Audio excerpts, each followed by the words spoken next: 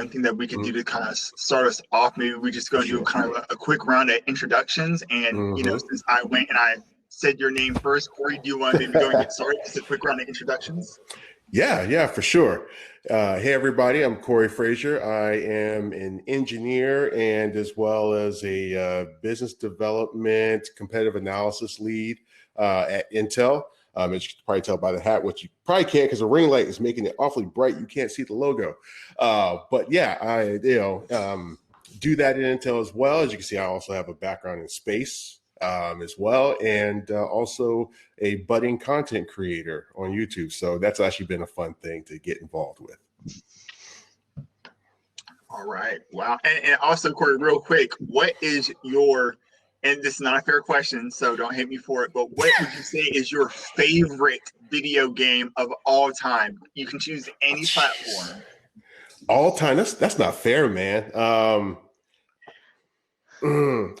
gonna have to go with I'm gonna go with the Baldur's Gate saga on PC. That I love that game. That was such a great game, a great series of games. That was a good choice. Alex, you can go ahead and go next. Of course. So hello, friends. Alex Berry. I am an industrial engineer and technical program manager with Intel.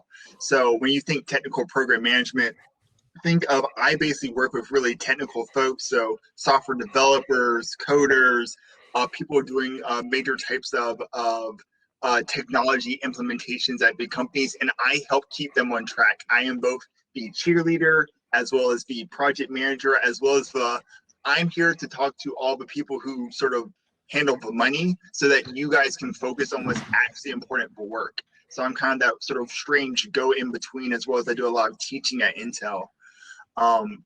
Outside of that, not quite as cool as Corey, but I spend most of my time over in the nonprofit as well as the small business space, mostly working with different marginalized and underserved communities and helping them go in to get into careers such as technology or finance. So I'm kind of right at that sort of divide between, the engineering side. So, you got Corey over here who, I don't know if you mentioned it, but also has a PhD over in aerospace. So I'm kind of like at the divide between that and kind of like the business world. So folks who do work like with MBAs and things of that nature, I'm kind of right in between. And my favorite game of all time, it's not a fair question. I hate that I asked it, but you set yourself up. What are you doing? I'm gonna give two. And these are not the best games of all time, but these are the games that they meant something to me growing up. So first off, the NBA Live 2005 series. I played that game for probably 10 to 12 years just because it was just so interesting for me. We had a tradition with myself and my family and my god brother. Every Thanksgiving we would come back and we would play that game. So it'd be like, 2014, 2015, and we're still going and playing NBA 2K Live 2005 on a PS2. So I think that game, and then also going back to the PlayStation 2, because, that's as old school as I get. I really enjoyed Kingdom Hearts 2, right? Where else can you go and can you have a mix of Disney and Final Fantasy and this beautiful clash of amazingness? So I love those two. I absolutely love those two. But I'm going to pass over to you, Marcus. That's a solid choice. Kingdom Hearts 1, I think, though, was a better game than Kingdom Hearts 2, if we're going to be real about it. Even though the gummy ship was worse on the first one than the second one, it was awful. They did a much better job with that part on the second one. Sorry, we're not going to be adding anybody else on the moderation panel until our last two moderators show up. So we have to only have 8 full slots, so we have 2 other folks who are going to join us on the panel. So hopefully they join soon. But yeah, so my favorite game, I'll start there and then I'll kind of work backwards to answer the question just because I'm so passionate about games. My favorite game of all time, it's really a no-brainer for me. It's Chrono Trigger. Chrono Trigger is the best RPG full stop. It's got the emotion, it's got the music, it's got multiple endings, it's got hidden stuff in it. It's the same people who made the storylines and the graphics for the old Final Fantasy games, but then branched out to do a bunch of other games. Chrono Trigger is it. Though, if you what I went professional with are games like this, right? My little Street Fighter 2 Shadow Box. You don't want to catch no smoke on the fighting games with me. But Chrono Trigger still number one. Oh, all right, Brad, I see you. I see you there. So with that, I'll tell you a little bit about myself. Besides that, you now know about me that I'm an alpha. So Marcus Kennedy, I head up our gaming and esports segment at Intel, which when we say gaming at Intel, it's pretty much everything you can think of. Though we're mainly in PCs. It's broader than that, and we have a bunch of things that we do in esports. The Intel Extreme Masters event and Intel Inspires, which we launched last year to bring high school students into college environments and provide scholarship in the space. Think NFL Combine meets esports to kind of bridge that gap between professional and amateurs, which was great last year. So from professional all the way down to amateurs, that's what we focus on in esports. And just a passionate gamer, as we just talked about. So happy to talk about anything. My background, kind of like Alex, I don't have a doctorate like Dr. Frazier over here, but I do, I did get an MBA. I have an industrial engineering degree that I got from the joint Florida State University FAMU College of Engineering in Tallahassee, if I got any Tally Ho folks out there. I use that to kind of spur my career in manufacturing engineering, industrial engineering, but shifted over into business finance, business/finance/ strategy, and kind of that broad marketing, sales stuff, and all that broad background got me to a general manager kind of position. And I kind of backward fell into a general manager slot for gaming. So that's my background, and happy to talk about any of that as we can. And with that, I'm going to pass it over to our fourth panelist now, who's joined us as a networking leader. Annabelle, you want to come off mute and introduce yourself? Hey, you're still muted, I think, locally as well. Yeah, somewhere in there, we can't hear you.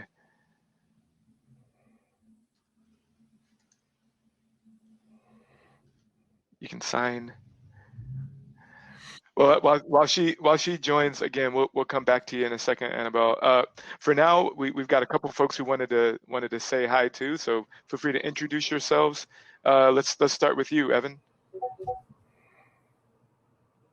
Hey everyone, my name is Evan Graham. I'm a second-year MBA student. I'm currently working as a graduate assistant at UNCG. That's the North Carolina School at Greensboro.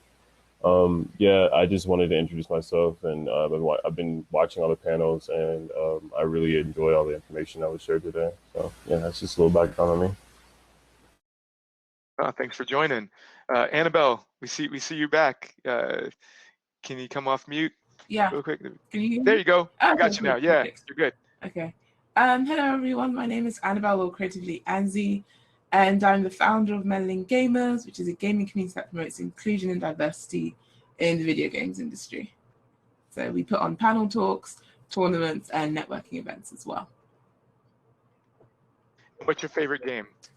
Currently, my favorite game is probably Apex Legends right now. But yeah. Solid choice. A solid choice. All right. So we got a couple other folks who want to say hi. Anthony, Tony, whichever one you want to go by. Go for it. Yeah, my name is Anthony Walker. I go by AJ. I'm a graduate of Delaware State University. Of course, my alpha as well. I work for AT&T in the client solution space right now. I also did a year in Greensboro, North Carolina, working for Kellogg. I'm happy to be here, and thanks for Keisha and all the panelists, for everyone putting this event together. This is amazing. Thanks, AJ. And Khalil. Yeah, that's right. That's my name. My name's Khalil. I majored in communications. I want to pursue games journalism. So I find this very exciting. I haven't been this excited since going to PAX just before the pandemic happened. Just say my favorite game. It's hard to pick a favorite game of all time, but the game that's on my mind a lot is Zelda Breath of the Wild, which is my first Zelda game. So yeah, I didn't really, yeah, which I didn't have any expectation for it. I just wanted to get the Switch for Mario Kart, but that game blew me away. Got Mario Kart sitting here too. We'll talk about it. Shoot me your friend code. Yeah, so that's great. Thank you for raising your voice. All right, so I think as Alex said, this is a networking panel, right? We're here to just talk about whatever you want. So if you got a question, we'll add you to the moderation panel. You can ask your question, then we'll drop you back over to the chat and let other people join. So for the three who are here right now, AJ, Khalil, Evan, do y'all have a question that can get us kicked off? Yeah, I want to go back into we were talking about it earlier in the session, earlier with the esports and gaming, how everyone was comparing esports to just our regular everyday sports as basketball, NFL, football, NFL, basketball, NBA, and everything like that. And I kept hearing all these opportunities getting thrown out there as far as being players and recruiting, and also questions about coaches. My mind could be all the way out the box, but my question is there a full space out there or industry in esports agents, like sports agents? I set up with, whatever they need, and either it's getting on a team or getting with the program, getting in a tournament, sponsorship, anything out there. I'm in that concierge space, and that's why I'm asking. So I like to play the back end instead of always being on front stage. So Corey or Alex, do you want to take that, or you want me to jump in? This is definitely probably more in your wheelhouse than mine. Yeah, probably. So the short answer to your question is yes. There are esports agents. What I'll tell you is esports as just kind of an overall industry is still pretty nascent, right? It's still pretty new. Intel has been investing in esports now for like 15 years, and we were like the first company to do it. And so, if you go back to 2006, roughly, there was like no esports around, short of LAN events, people picking up their computer, packing them up, and going to a lab somewhere. Even when I was doing competitive gaming, that's what I was doing. It was we would bring our computer somewhere, our Game Cubes, or whichever system we were playing on, and show up. Everybody bring a system, everybody bring a TV, and get it all set up. That's what esports was, right? And so in that 15-year time period, it's kind of built up to the place where now, there are multi-million-dollar contracts, multi-million-dollar prize pools. People are getting signed to these really large groups, and teams actually have a brand. But all of that is super duper new. And so, yes, the space exists, but I'd say it's still kind of a bit of a wild west right now. But I'll put in the chat a couple of the examples of some of the agents and other people I know. The general gist is most of them right now, just because of how new it is, are like former players or former coaches who were players who then became coaches, who then they're like, hey, I know some people, let me go help you get a contract with this team or with this event or something like that. And so, but that just means that there's a lot of opportunity for you to come in and make it right? And so, yes, it exists. Yes, there's space and opportunity, and there's a lot of room for you to grow here. And just to piggyback on that, like if I want to go ahead and break into that space, like you said, it's kind of fresh and wide open. What's some things, and for everyone else in the chat, that we should keep up on? Any media platforms that we can keep up on when it comes to gaming? It's kind of like how the Shade Room is on Instagram, or TMZ, or Bleacher Report for sports and the score. Is there any gaming sites or platforms that we could connect with? Oh, there's tons, man. It depends on what kind of players you're kind of looking for. Just kind of in general, the top end gaming kind of leagues, right? ESL, which is the biggest one that we partner with, they're the ones that put on, the Intel Extreme Masters, but also all the other ones, ESL Cologne, ESL One, various series. They're a really big league, and so they have their own platform that they run. There's another company called Faceit that runs its own kind of platform where people come and use that as a tournament launching. They're not the same kind of league like ESL or like a Major League Gaming is, but they have the platform for it. Those are kind of the two major ones, is the ESL and Faceit. Though again, there's a ton of others. Smash.gg is another one that a lot of people kind of come to play on. And so if you're looking for talent and looking for a way to kind of do that, those are I would say the big places to kind of go and try to look around and see. Though don't don't front on like Google for just looking, right? Go look at YouTube. Go really do the research and find some of those places out. I'm gonna put a Google or a link in the chat on the leading agency so that you can kind of get a little bit of research in. Cool. Okay, thank you. Appreciate you. And No problem, Marcus, AJ. Thank you. Marcus, I'm going to add one more point in there. And as a full disclosure, gaming is not necessarily like my major background. I'm more of like an economist. I'm all about economy, supply chain trends, revenue growth, all that stuff.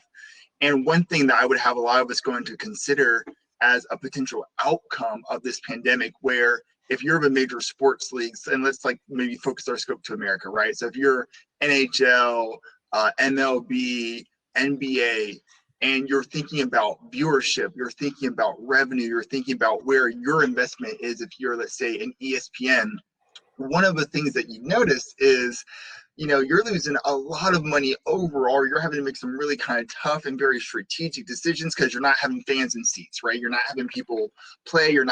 How you're doing your drafting and your recruitment, even for 2021, it looks differently because of the nature of the pandemic. So that creates a really wonderful opportunity for the esports market to really grow its viewership, to grow its fan base, to grow from maybe a casual gamer like myself who really more prefers to play around with Sora and Kingdom Hearts 2 and to mess around with the Wii. And you can really now convert me from someone who watches the NBA religiously, or someone who's like, yeah, I'll check out hockey and golf too. Gosh, I don't really care about those sports. Let me do something that's more active that I can really get into. So from a market standpoint, 2020 and 2021 is really hopefully going to be that year of that true conversion where you're taking some of those more traditional sports fans, or maybe folks who are never really into the traditional and physical sports, and saying, we have content for you that is engaging, that is wonderful, and that drive is going to be what really generates those opportunities for folks like yourselves who want to be agents, who want to go into be training or coaching or to be players yourselves. Solid. Good one. All right. Thanks, AJ. Evan or Khalil, you either of you have a question before we go to others?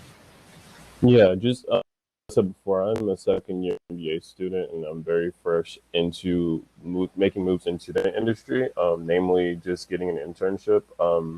It's actually required for my program, and I've been, trying since last year. And one thing I've been struggling with is just leveraging the connections that I've already made with professionals in the industry. And I was just wondering if you had any advice as far as using those connections to gain an internship or a position, entry-level position into the gaming and esports industry.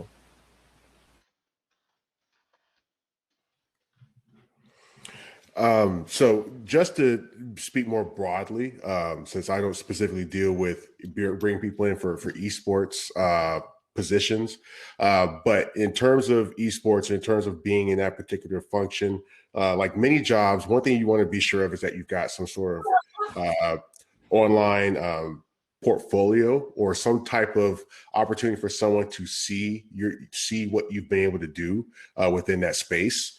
So, for example, if you're interested in esports, if you're blogging about it, if you're writing about it, or if you've got, a channel and you talk about it, or see you engaging in esports in some kind of way, I think is a really good way of creating that background, that basis for, hey, look, I have this potential disability. These are the things I've done. This is the experience I have and how it could be applicable to esports or esports opportunities. And I think that would be pretty helpful. So my thing would be find ways to build your portfolio and then be able to show that off to potential people you want to do an internship with or get an entry-level position with. Especially because in this space and in this environment, you can do it very virtual and free-ish. I would agree with that. I think that this virtual environment is actually a benefit in a lot of ways because it breaks down a lot of the barriers to networking and to kind of doing other things, right? You're at no more of a disadvantage from wherever you sit than I am trying to get find the right place to network with other people nowadays, right? Which is actually a really good thing. So for the enterprising individual, you can find any number of ways to go do that. This conference is a great example, right? The one thing I'd add in terms of just internships and things like that. First, it's I think your intuition that's leading you to ask that question is spot on. That internships are incredibly invaluable.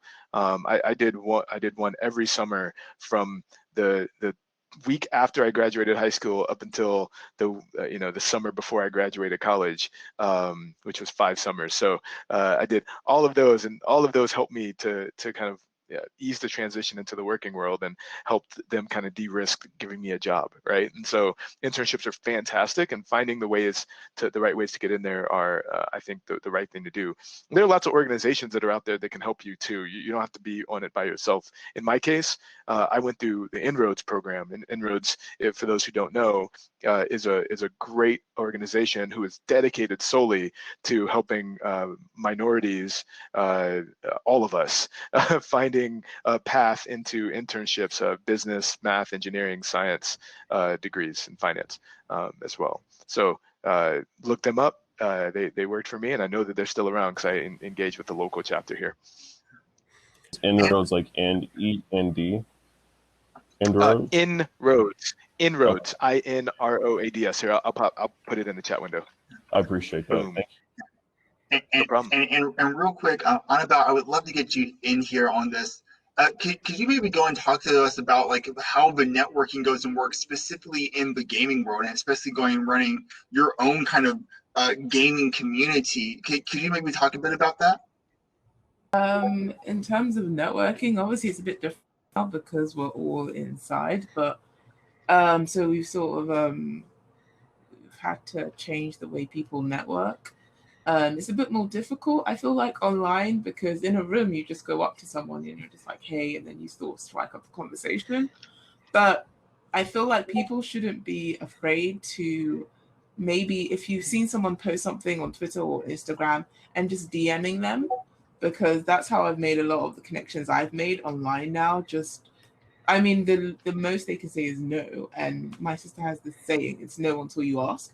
So, okay, they said no. Right. But what if they say yes? And then we are working with EA in something. And how that happened is they just slid into our DMs. Someone just messaged me from EA, was like, oh, can you guys do this thing? Okay. And now we're like working with them on different gaming tournaments and stuff like that. And we hosted Apex tournament for them for Halloween because they slid into our DM. So it's even big companies don't think because, oh my God, this person is so, I can't. You might as well try. Like, it's just try it. You might as well just try. Like, the worst people can say is if you're polite and you're like, okay, thank you. And even if they say no, sometimes they can come back to you and be like, actually, I can't say yes to this, but I can say maybe to this. So even if they say no to you, don't just be like, okay, fine. I like, just still keep that professionalism, I think. And obviously Discord is an amazing and versatile tool, and we're always putting opportunities into our Discord that we get. If people can give us names and things like that, and then I'll be like, there's an opportunity happening. Which MG wants to go for it, that kind of thing. And just talking to people, how did you get that partnership? Oh, I got it like this. This is the contact that I had. I think sharing resources is a huge thing, especially because people are online and because, the internet. It doesn't matter where you are now. Like, you can do anything. We work with, most of Melanin Gamers is made up of Americans, and I'm not American, but we have a lot of fan base from America because we have the internet, thank goodness. So, it doesn't matter where people are. And when we did the international event, we had people from Brazil, people from Nigeria, people from Canada, people from France, things like that. So it's just, you don't have to limit yourself to one specific place. You can be international. Even when you're small scale, you can still be international, I feel. So I appreciate that. I love that. Side note, I just want to say it's been a while since I ran to a fellow Inroads alum, so I just thought that was funny. One time for Inroads. I literally wouldn't be here without him. Yep. Literally. We should rap more about that, man. Yeah. Khalil, you're up, I think. So yeah, I was thinking recently I've just been talking to my relatives about moving to like the West Coast because I feel like there's more, it's more exciting over there. It's more, you know, I live in Philadelphia and there's not really a gaming audience here, but I feel like I will just want like a something to, I want some like motivation, a change of scenery, you know, something to pursue in games journalism. So I was thinking about like maybe like saving up and maybe moving in with one of my relatives, one of my relatives that live there because I found apparently I have lost family in California, but I was just wondering like, you know, I know there's New York, but I feel like California feels a bit more like, you know, that's where a lot of game developers, American game developers are. So do you think, is that something I should try? Sorry, dogs. No worries. I do want to probe a bit more, if you don't mind, Cleo. Is just to ask you: is there a particular goal you have with being more immersed? Like, is it a connections thing? Is it a particular function or something you're trying to do? Or I just want to be sure I probe a bit more as to what you're looking to accomplish in the process of moving. I want to get into video games journalism, but I also want to get into like consumer technology as well. So like I want, like I'm an early adopter. Like when the new AirPods comes out, I'm the first one that wants to buy it so people can say like, ooh, they don't fall out of your ears or anything. Like, nope, you can, nope, I go to the gym, they stay in there fine. Like I like being an early adopter. Like I freaking buy a TV almost every year. It's a problem. But that's, I want to cover like kind of both aspects. So say if I'm getting fatigued from gaming, I can go to consumer technology. If I'm fatigued from consumer technology, I can go back to gaming. And I think, you know, consumer technology, Silicon Valley, you know, I feel like that would be a good place for me. Like I would work at a Best Buy happily if I wanted to. I worked at Gamestop, which was pretty fun. So. Mm-hmm. Yeah, I think the kind of open question for you, and maybe this is kind of getting to the answer. I would say you probably don't need to live in a certain place to do a particular thing, like kind of what we're talking about here. Silicon Valley was a great place to go when you needed to be in a single place to do a bunch of things, right? But now, I mean, Elon Musk's moved to Texas, HP's moved to Texas, a bunch of other companies are going different places because you can do things from different places now. So I would say don't be beholden too much to geography. You heard Annabelle talk a little bit about that as well, right? And focus really on what you want to accomplish, which it sounds like you've got a pretty good beat on. And with that, then I think that you can, you know, use that as your North Star and figure out, you know, what that means and what kind of companies and opportunities that you're interested in.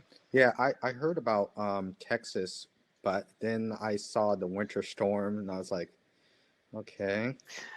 I mean, every place has its thing, man. I live in Arizona, and we have dust storms, right? If you ever seen The Mummy, the old movie, there's that big dust storm that came through. It looks like that at least and 3 times a year. They call them haboos. You gotta be careful. Which is crazy. What kind of word is that? But yeah, they call them haboos. But I mean, California's got the earthquakes and the fires. Yeah. Massachusetts, we were talking in the chat.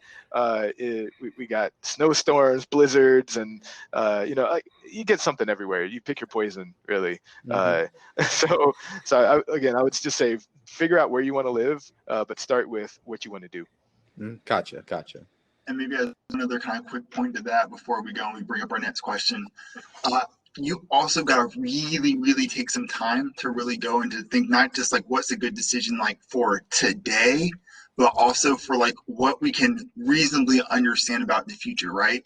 So kind of going back to what Marcus was talking about in terms of these different industry trends where people are realizing that you don't just have to go into be within one particular area, or you don't necessarily, there might not be as much of a benefit for same type of geographical kind of co-location. You're seeing that a lot within the technology industry and especially consumer electronics. So I want to make sure that if you're making a decision to go and to pursue something like esports journalism or to pursue something like consumer technology, you've also got to be thinking, does it make sense for me to move into this space because of the network, the culture, and the other living arrangements that I need to succeed are kind of all right here and co-located?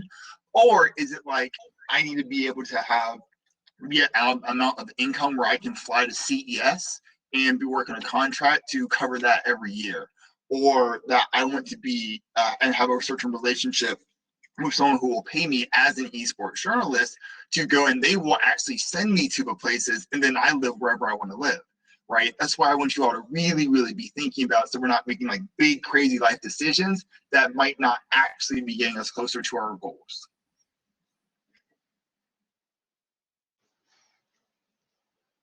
It's well said, Alex. All right, I think next we've got Orlandis.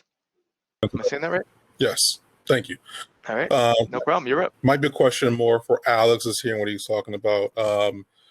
Quick background, accounting background, currently working in property management, paying the bills. Focus young was always video games, playing since I was a Sega Genesis.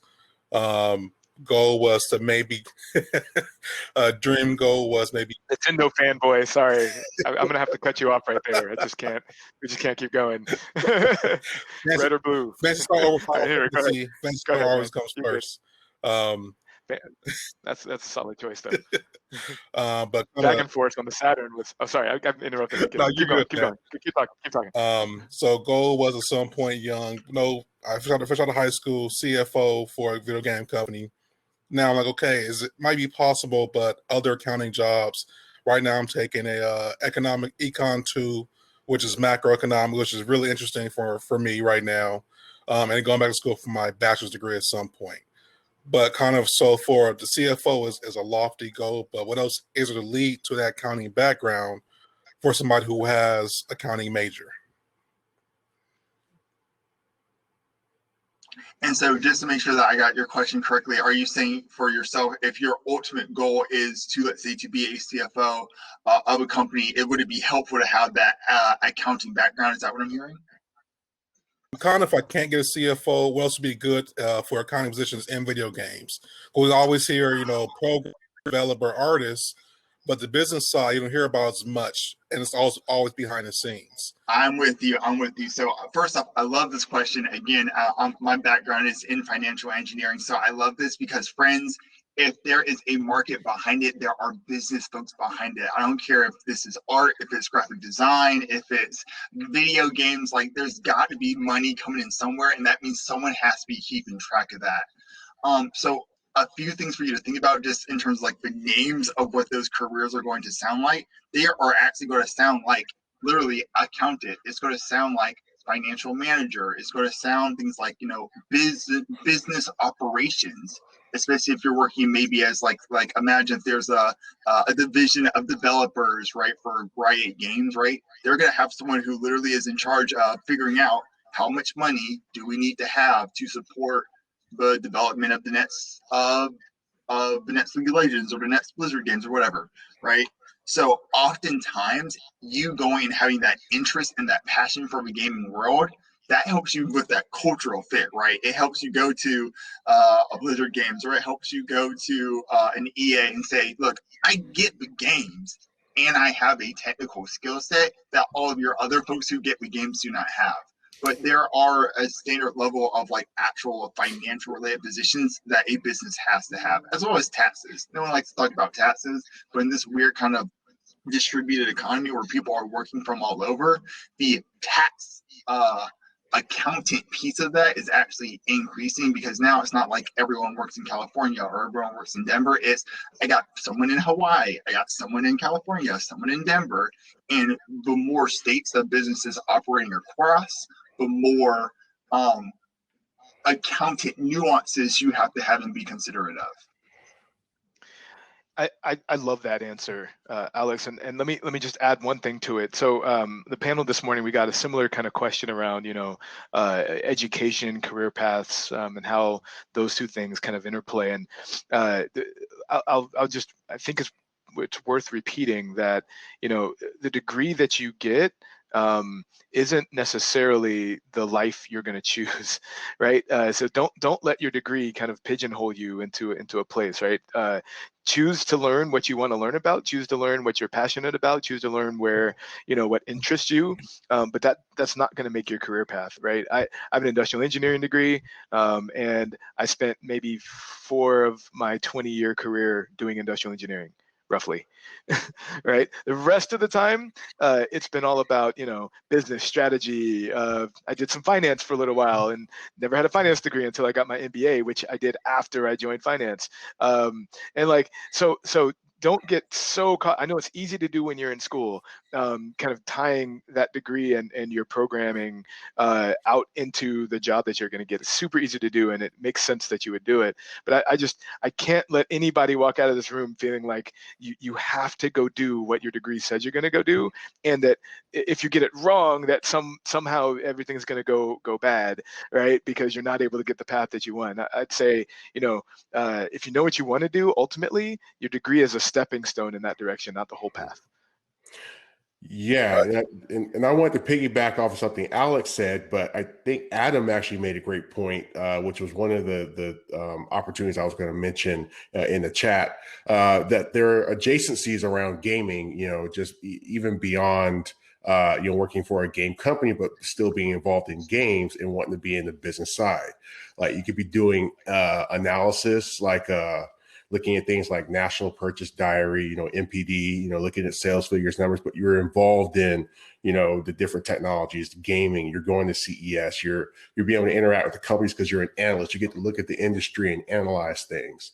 Another thing is thinking about operations. I think Alex already said that, but even around that, things involving, supply chain for a video game company or something that still requires some financial background, some operational skill sets. So there are adjacencies around the space in which you want to be. I think Marcus has brought it up multiple times that, his adjacent knowledge of finance and supply chain and efficiency and everything supports his ability to be in this general manager role for video games, right? So also look at the adjacencies and not necessarily the direct insertion. Sometimes the indirect path is possible. Yep. Okay, thank you. Yeah, numbers guy. And there's one more quick thing. Is age a factor? I'm always worried. I'm in my mid-30s. Switching careers is like, hey, gotcha. Thank you, Marcus. I can see your answer. Thank you, guys.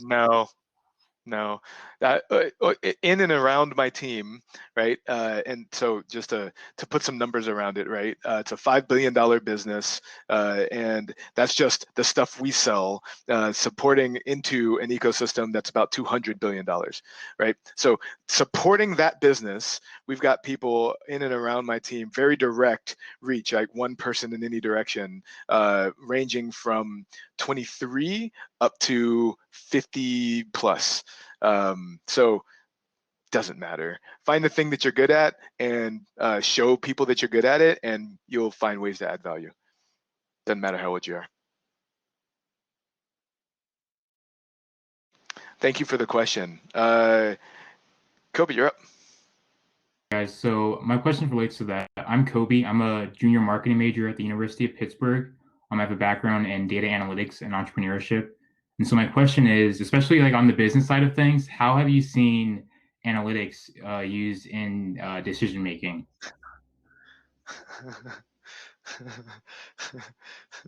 I'm laughing only so I got like a standard answer I can give you, or I can give you like the real answer.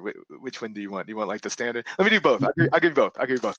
So the standard answer is, well, we're a data-driven company, and so every decision that we make, we look at all kinds of data, spreadsheets, looking at market sizing, we look at financial propositions, we look at IRR, internal return of revenue, rate of return. We look at all kinds of ROI calculations. We look at how much things are going to cost. We look at all of those things as we're kind of thinking about this. We even have classes that are baked into this discipline called decision quality, which is all about using the right amount of data to make the right level of decision when you're making, especially like really big decisions, like billion-dollar decisions to go enter a market or not enter a market.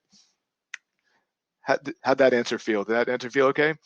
There was nothing false about that. All of that was truthful. But the reality is that when you're making a real business decision, for the most part, using intuition. There's a book called Blink by Malcolm Gladwell, and he talks about this response that we have where people respond and react in a second to things. It's about how quickly you can kind of come to grips with something and allowing your subconscious and your unconscious behaviors to drive your decision making and your actions. And in reality, that's what really happens. All the data doesn't really matter. We use it to support your decision. You can make data look any way you want it to look. It can support your decision or it can refute your decision depending on how you look at it. You turn it this way, it's good. You turn it this way, it's bad. And you just keep picking at it until you find the thing that matches what you think anyway. And so most of the time, I would say, I'm not going to put a number on it because again, data. Actually, you know what? Let me do it. 80% of the time, right? 80% of the time, intuition is really what drives behavior and great decision making. All of that said, data gives you credibility, right? And so I'm being real when I tell you that most of the time, the data isn't what drives the decision, but the data allows you as an individual to have that credibility. And so, I don't mean to downplay data. Data is extremely useful in having people understand your point of view and having people drive and influence to where you want your recommendation to go. That one probably felt better than the other one. Go ahead, Alex. The two quick things I'm going to add here. So something I drive very much within my teams and my projects are the data and the data analytics is helpful in finding and surmising problems. It's not always great at driving solutions, right? You need people to drive solutions and you need people who understand that underlying data to drive solutions. One of the issues you see sometimes over in the business world is you don't have people who have your background, who are like, okay, I get the business side and how money works and things of that nature. And then I can also go and do some code and create some powerful Power BI data visualizations, right? You don't always have people, you don't have enough people, especially in corporate America, who confidently hold both of those things. So what tends to happen is you got business folks who are doing a really great job at maybe framing questions, but don't always understand some of the underlying problems and insights within the data. And maybe you have folks on the data side who don't have a strategic enough view to really figure out what problems are worth solving. They're like, if you give me the right problem, I can give you a really good answer and maybe lead a team to go solve it, but I can't necessarily give you a perspective of this is $1 million problem, this is a $10 million problem. Oftentimes, technical folks aren't really great at that sizing because, like as Marcus was saying, a lot of that is a little bit more intuition, which is built with practice. It's built with that actual experience, and it's honestly built by sometimes losing a bunch of money to figure out how to avoid it. So I think you're actually coming out with a really great academic skill set, hopefully backed up by some experience, where you're going to be able to say, all right, I can do the cool data analysis, I can go and I can solve the problems and I can sort of eke out those areas, but better yet, I can work in those small, quick, fast, rapid teams to create solutions that will actually solve the most important problems. And that's what should be your pitch when you're talking to any recruiter. And if I could just yes and really quickly, Kobe, I think one thing would be really, really interesting to Alex's point and to Marcus's point a little bit as well is that there's the data analysis and then there's the decision making. To your point, Kobe, right? And there are a lot of tools and systems for decision making strategies and decision making systems. Tools, methodologies. That's the word I was looking for, is methodologies. But if you could maybe Google some of that, or maybe take some coursework, maybe a LinkedIn class, I don't know, pick one. But the point is, if you could augment your data analyst skill sets and how awesome you're doing in that with decision-making tools to help people arrive at decisions, that could be really powerful as well. Thank you. That was really comprehensive. Thank you for that. No, our pleasure. Julian, I think you're up. So, I heard you say that you are, I heard you say that you played fighting games competitively, and I also do too. I started with, I started playing Melee on the GameCube when I was really young. That was one of my first games. What is that? Is that Crystal? It's Oh, it's a Chic. Oh, chic. okay. Come get Yeah. some. But It looks yeah, like a low now tier to me. Oh, oh.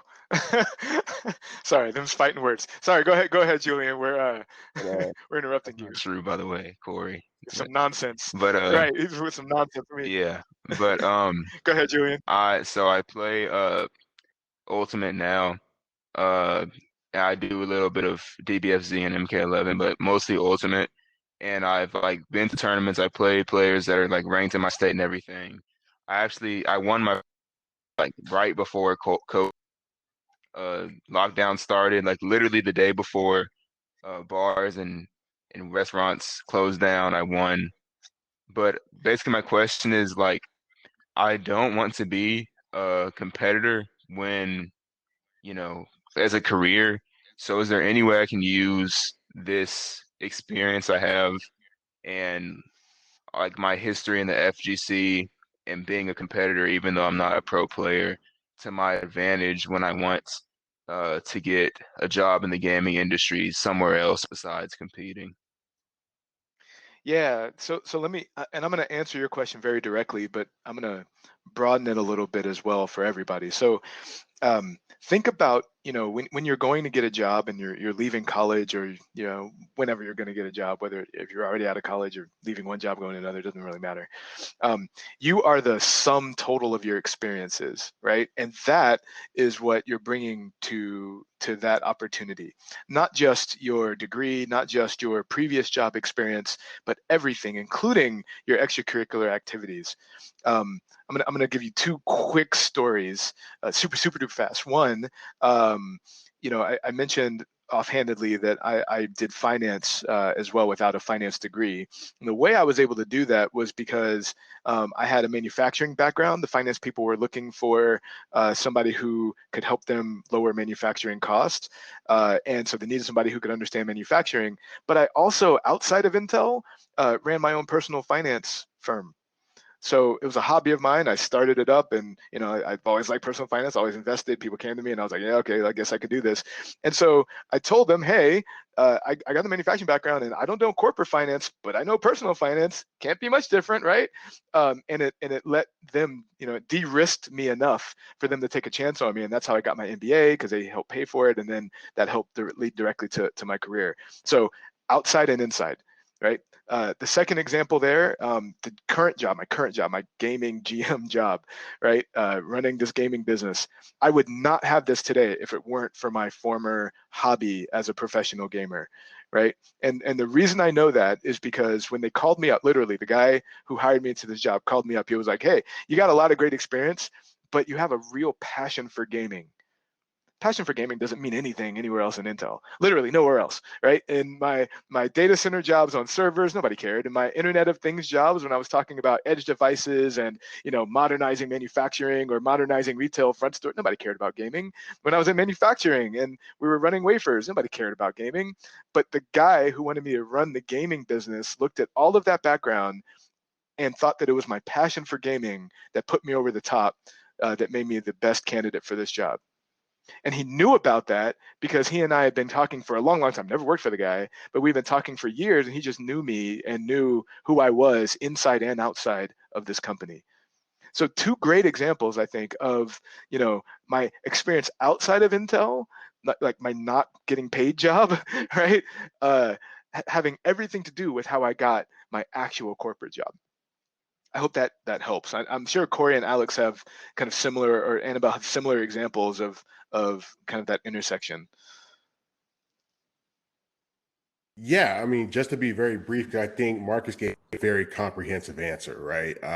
For me, like I said, the stuff in the background, all the space stuff, Intel's not building rockets, right? Or putting people into space, but we have technology that may actually help do that, right?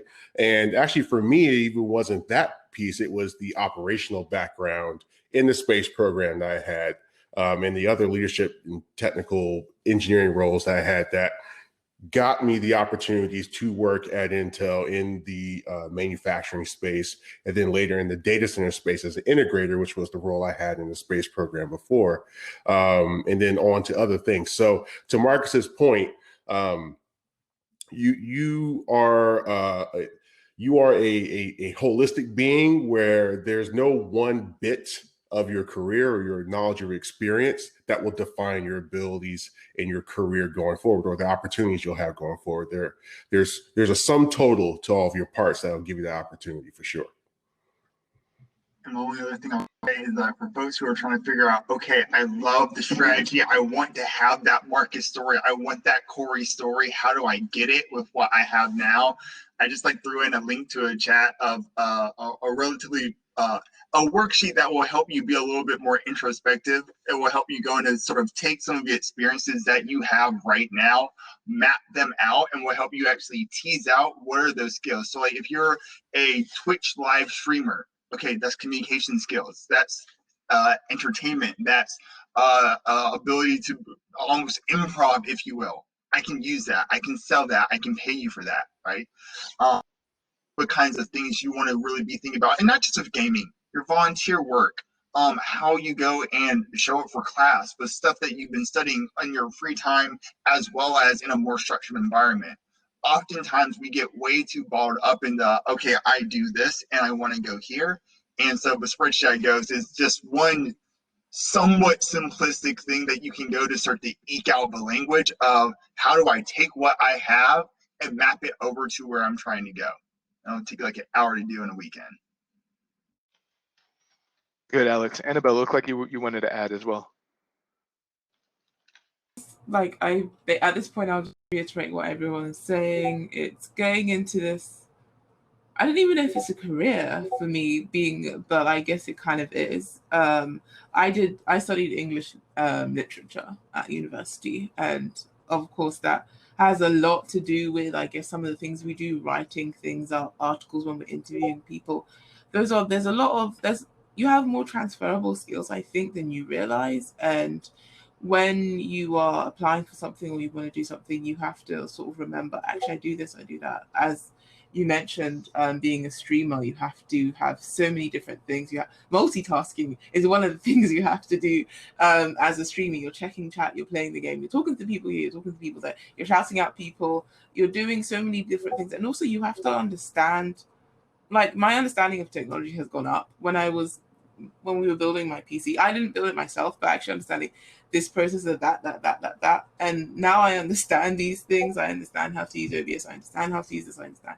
So you realize that you're picking up more and more skills along the way, and I think that can be really helpful. And also there are certain times where you're like, actually, I really need a course or a workshop in this thing and how to do something because there's a gap and I don't really understand it, and that's okay.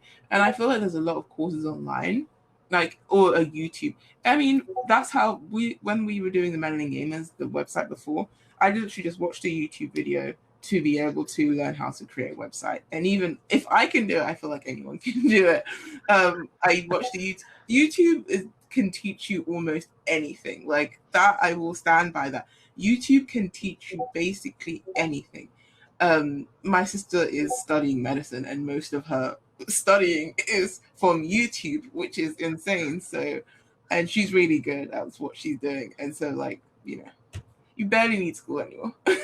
Just YouTube, it's there for you. There are some things obviously you will need, experiences and that sort of thing. But if it's like that saying, there's an app for that. There's a YouTube video for that. It's probably there. Or if it's not, you can be the one to make it. Thanks, Annabelle. Appreciate the question, Julian. I'm being asked to make sure that everybody checks the poll. So there's a little poll thing. If you click on session in the top right-hand corner and then click on polls, you can rate the session to make sure that we get the rating for the session in. I got to make sure I say that. Take a break for our sponsors here. And what I think we really all appreciate the question. I think we have maybe 5 more minutes here, so probably one more. Probably time for one more question. If anybody's got one, jump in and there we go. We got another one from Khalil. So Khalil, we'll bring you up, and you'll be our last question here before we finish up. I just realized now that there's a session chat and an event chat. I've been posting a It's all right. I got you, man. I got you, man. I've been copying stuff. Thank you. I'm just like, where's all my stuff? I want to correct you. I got you. Keep going. So, I have experience working, like taking part of like my college's newspaper club. And one of the things I like to do is like when I do interviews, like I talk about when I was in the newspaper club, I talk pretty much about gaming. And one of the things I do, I used to go around campus, like when the Nintendo Switch first came out, I went around campus and showed people the hardware and what they think. And I was thinking like, with that skill, like sometimes I struggle when I put it in a resume, like, does that count as work experience because it's a club, or do I put a skill that says news writing? Is that more, since it's a club, how should I put that in my resume? I'll take that one real quick. So that's a great question, and I would say that it goes and it depends on what you're trying. Where you're trying to emphasize there. Are you trying to emphasize your organizational leadership? Do you have a really cool story that you might want to tell in some bullet points or a few sentences? Then you might go and kind of bucket that under a club. If you just like want to have on your resume some skill section that you do news writing, but you've got a lot of other stories you want to tell a little bit more forcefully, then maybe it doesn't end up in your experience, right? Like if you had like 3 sports journalism, internships or paid jobs outside of that one, then you might not want to go, and you might not have space to add in a 4th one, right? So it's really more about what you want to emphasize and how what you're trying to emphasize in that story plays in everything else that you're bringing in. But I'm always happy to chat like one-on-one for anyone who's got like resume questions. Like that's what I spend my weekends and my nights doing, as weird as that sounds. So always happy to have a further conversation. I just wanted to say something. Corey, you're a Breath of the Wild fan, right? One thing I used to do, like I take commutes on the bus, like 2-hour, 30-minute commutes on the bus to my campus. What I do when I tell my friends, I just like I pull up Breath of the Wild. I say you can go anywhere, but Ganon's right there, so it's up to you. And I just let them go and just enjoy the game. That's like tell them, Yeah. Here you go. That's the game. Yeah. You want to know how bad that is, what you just said? I have not actually beaten the game yet. And that's because every time I fire up this game, I say, ooh, look at that over there. And 3 hours later, I'm sitting there looking for Korok seeds. And then 3 years later, I still haven't beaten this game. I spent 120 hours on Oblivion before I did the first mission in the Elder Scrolls Oblivion game. Before they actually opened the portals and everything came down, 120 hours on that game before that actually happened, which is like 5 minutes into the game. I'm like, oh, shiny, right? To your question though, the thing that Alex said, I think is really, really important about storytelling. My wife is who also moonlights as a resume person, has a degree in HR, makes it different. When people ask her to give a resume, it starts with, well, what story are you trying to tell? And it's different for every job, right? If you use the same resume for every job, then you're sub-optimizing your story, right? Because the way you tell your story to go get an engineering job is going to be very different than the story that you use to go get a finance job or a management job, or even if you've got the right skills for any of those 3, right? And so, in fact, she's gotten to this place where she doesn't even put like the actual bullets and job experience kind of years. She flips it and makes it look just like, hey, here are all my experiences, and then we can have a conversation about where I got them, right? Which kind of loops back around to what Alex said, which is that your experience, no matter where you get them, are relevant. I used to be the vice president under my wife, who was president of the NIA chapter, the Network of Intel African Americans at that point, in Massachusetts when we first got to Intel. And I used to use it's an employee resource group. It has nothing to do with my day job, but I was leading a group of people to go get some stuff done, and I used to use that in those conversations. And part of that was how I got one of the jobs that I got along the way. It was because I was able to clearly articulate the leadership skills I got from something that had nothing to do with my day job. Okay. Yeah. Oh, and Breath of the Wild fans, just don't forget the motorcycle. Okay. Just wanted to put it out there. This gave you an excuse to play it even more. Thank you for the information, Alex, Marcus, and Corey, and Annabelle too. And Annabelle, yes. Yeah, no problem. Thanks for asking the questions. That's what kept it going. So, I dropped my LinkedIn in the chat. Corey, Alex, Annabelle, please drop your LinkedIn's in the chat if you haven't already. I see Alex just did. I guess I think we have to end now. But I guess we'll go around the room with any kind of final thoughts. Annabelle, do you want to go first? Any final comments or thoughts for the audience? I guess in terms of just, I feel like everyone is here because they sort of want to go for something, and I feel like that is an exceptionally really good attitude to have. Sometimes fear stops us from doing something, or it's because, we don't think we have the right skills, we don't think we're qualified. And I was speaking to my brother about this, about imposter syndrome and how I feel like it affects Black people more than most. We have to be overqualified to maybe apply for a job that we deserve this job, but we think, oh, do I need this job? I think just going for things and just knowing that I'm capable of doing this thing and I can also learn from something. I feel like that's the right attitude to have in terms of going forward. We need to be taking up these spaces. We need to be in these spaces and in these places because we deserve to be and we're qualified to be. If that's your takeaway from this thing, don't think, should I be doing this? Oh, maybe this doesn't look right. Maybe that doesn't look right. I just say go for it, and you can learn something even from a rejection. Oh, actually, I should temper this, temper that. In terms of what you were saying about the CV thing, I used to do that. One CV fits any job before I realized that actually, no, this job is right. Until I was on the hiring process side at my job at the NHS, I was like, hold on. I was like, the way I was scrutinizing the CV, I was like, oh, is this must be what they do to me. That's right. When I'm applying for something. And so I literally have a creative writing, a gaming, and another CV. So I have like 3 different CVs, or I guess you guys call it resumes or something. Depending on the job, and I'll tailor it for that job based on what they've asked for. So when they do the bullet points, then I will do my own bullet points, basically answering what they've asked for. So that's the sort of thing you do. Know what you're getting into, so that when you go in, you are more than you articulate that you actually understand this job and you know why you're here.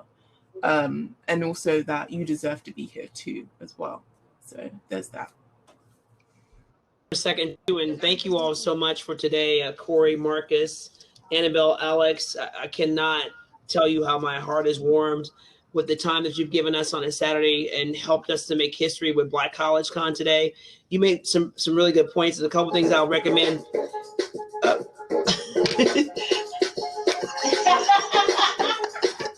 Get it, Marcus.